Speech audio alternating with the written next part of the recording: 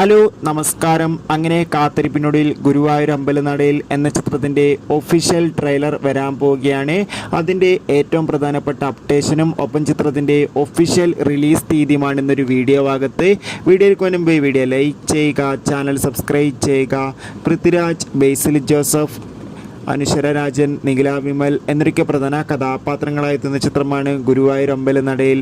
ചിത്രത്തിൻ്റെ ഒഫീഷ്യൽ ടീസറിനൊക്കെ അതിഗംഭീരമായ അഭിപ്രായം തന്നെ സ്വന്തമാക്കാൻ വേണ്ടി സാധിച്ചിട്ടുണ്ടായിരുന്നു. ചിത്രം മെയ് 16 തിയേറ്ററുകളിൽ എത്തുമെന്ന് കൺഫേം ആക്കിയിട്ടുണ്ട്. ഇപ്പോൾ ഇതാ ചിത്രത്തിൻ്റെ ഒഫീഷ്യൽ ട്രെയിലർ എന്നായിരിക്കും റിലീസ് ചെയ്യുക എന്ന് കൺഫേം ആക്കിയിട്ടുണ്ട്.